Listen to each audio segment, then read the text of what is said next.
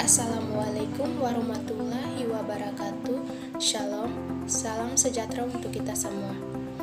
Perkenalkan, saya atas nama Maria Novita Betetaek dengan NIM 2023-210099 Prodi Administrasi Negara. Di sini saya membuat tugas untuk memenuhi tugas mata kuliah Reformasi Administrasi dan Governance. Langsung saja kita masuk pada penjelasan materinya. Jadi, materi yang akan saya bahas di sini yaitu tentang etika birokrasi yang baik. Sebelumnya, apa sih etika? Jadi, etika adalah tingkah laku baik buruknya seseorang. Sedangkan etika birokrasi adalah aturan-aturan tingkah laku yang wajib ditaati oleh para pegawai pemerintahan atau aparat saat mereka melayani masyarakat.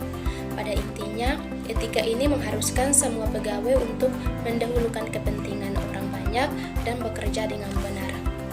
Selanjutnya, di sini saya akan membahas juga tentang cara membangun etika birokrasi yang baik. Jadi, birokrasi atau pegawai pemerintah bisa bekerja dengan etika yang baik jika melakukan 4 hal utama ini. Jadi, yang pertama itu penjelasan dan pemahaman. Jadi, apa yang harus mereka lakukan? Yang mereka lakukan adalah pemerintah harus sering-sering memberikan penjelasan ulang tentang semua aturan dan undang-undang yang berhubungan dengan cara mereka melayani masyarakat. Kenapa penting? Agar semua pegawai benar-benar paham dan mengerti apa yang boleh dan tidak boleh dilakukan saat melayani warga. Yang kedua itu peningkatan pengetahuan. Jadi apa yang harus mereka lakukan? Yang mereka lakukan adalah pegawai harus tingkatkan kemampuannya atau pengetahuan dan keterampilan yang tidak hanya soal teknis, tetapi juga kecerdasan emosi, mengerti perasaan orang lain, bersikap empati, dan kecerdasan spiritual atau nilai-nilai kebaikan. Kenapa penting? Karena birokrat tidak hanya pintar secara akademik, tetapi juga punya hati dan sikap yang baik saat berinteraksi dengan masyarakat. Yang ketiga itu peningkatan keterampilan teknis. Jadi apa yang harus dilakukan oleh pegawai?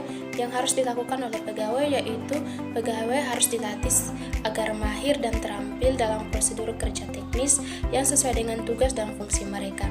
Kenapa penting? Karena agar pelayanan bisa cepat, tepat, dan sesuai dengan aturan.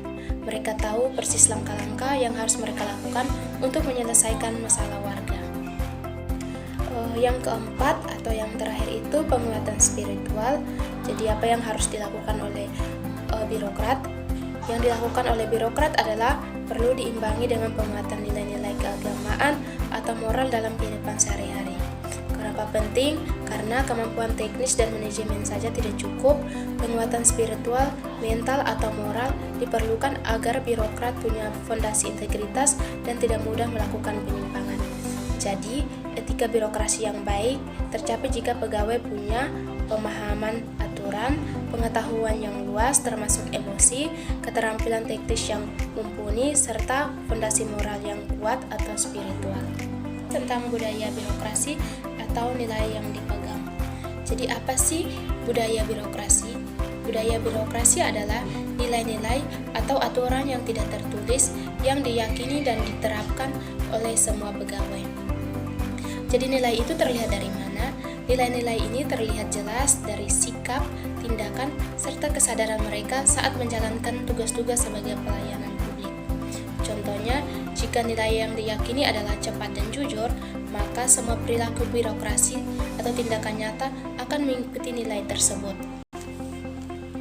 Adapun faktor yang mempengaruhi pegawai pemerintah itu bertindak. Jadi, faktor itu dibagi menjadi dua, yaitu faktor dari dalam diri pegawai atau perilaku dan faktor dari lingkungan sekitar atau budaya. Yang pertama itu faktor dari dalam diri pegawai. Jadi faktor dalam diri pegawai itu dibagi menjadi 3 bagian. Yang pertama itu pengetahuan, di mana seberapa banyak informasi yang diketahui pegawai tentang tugas, peraturan, dan cara melayani. Semakin banyak tahu, maka mereka juga semakin banyak kerjaannya. Yang kedua itu perasaan, di mana kondisi emosi dari jiwa pegawai.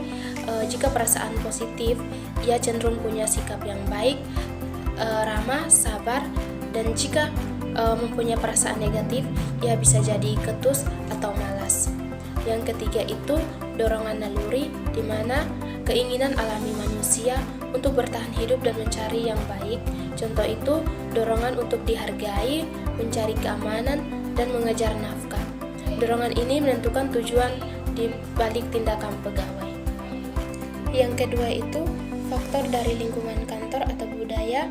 Ini dibagi menjadi 5 bagian. Yang pertama itu pendiri organisasi, di mana nilai-nilai, tujuan atau semangat yang dibawa oleh pendiri kantor atau lembaga sejak awal itu bisa seringkali menjadi DNA di kantor tersebut.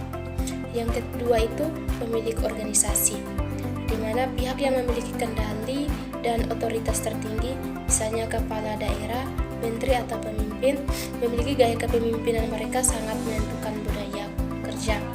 Yang ketiga itu sumber daya manusia, di mana karakteristik seluruh pegawai yang ada di sana, misalnya mayoritas pegawai yang sudah tua atau muda, terpendidikan tinggi atau rendah, dan lain-lain. Ini membentuk suasana kerja sehari-hari. Yang keempat itu pihak yang memiliki kepentingan, di mana orang atau kelompok di luar kantor seperti politisi, penguasa besar, atau media yang punya kepentingan dan bisa memberi tekanan atau pengaruh pada cara kantor beroperasi. Yang kelima itu masyarakat, di mana perilaku dan harapan warga yang dilayani. Jika masyarakat menuntut pelayanan yang lebih cepat dan jujur, birokrasi akan berdorong untuk menyesuaikan diri. Sekian penjelasan saya tentang etika birokrasi yang baik. Jika ada salah kata, mohon dimaafkan. Terima kasih.